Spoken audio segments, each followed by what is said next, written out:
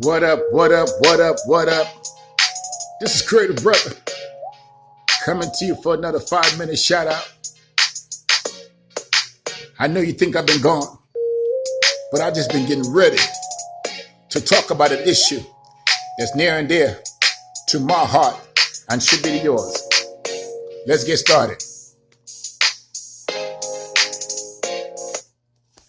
Now, every one of you should know by now we're in the middle of an election cycle. The general election in November. And if you haven't seen ads all over the place, and just asking you for your vote, your support, well, I don't know, where do you really live? Because if they haven't reached out to you on the phone, by virtue of just being online or anything like that, you should have seen something that reminds you of the electoral process.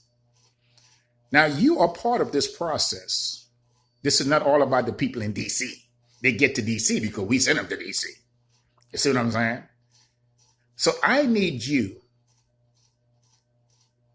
to take action this November and vote.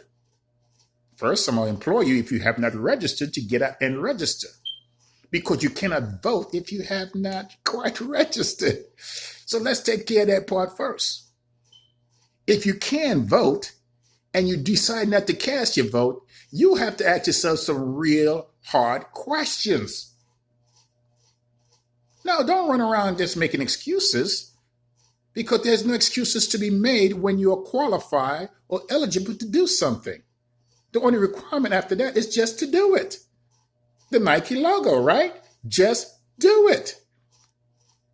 So why, for whatever it's worth, you will convince yourself to suppress your own vote by thinking that your vote don't count? Yes, I'm covering that matter, because I know you're likely to tell me that if we had a face-to-face.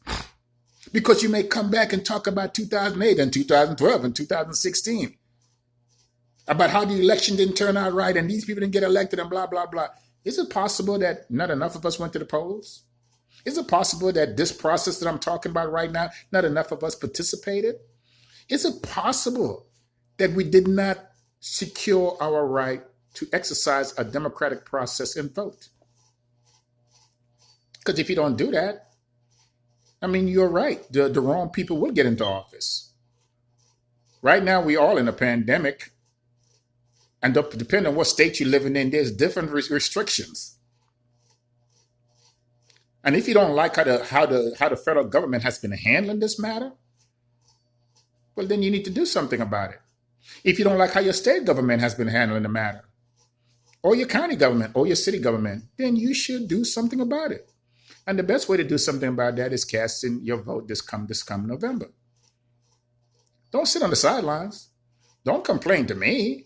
Don't complain to your loved ones. Don't complain to your coworker, your neighbors. Stop being dismissive of a process that very much so needs your support. Needs of your support.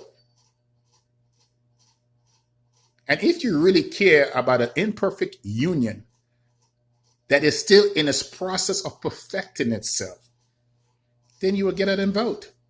There's many things to complain about. But the best way to fix all of it, in this particular case, when it has things to do with elected leaders, is to vote. I'm not going to tell you who party to vote for. That's really not my position. But I'm asking you and requiring of you to cast a vote to secure your particular interest in this election. Whatever party you vote for, that's on you. But make your vote count. That's all I'm saying. Do not pass up on an opportunity to be part of the elective process by thinking negatively just because someone has bamboozled you into thinking that your vote don't count. Because that's the number one complaint I hear. Our vote don't count. There's no proof of that on your personal behalf. It is a vote of suppression message, and you don't need to fall for it.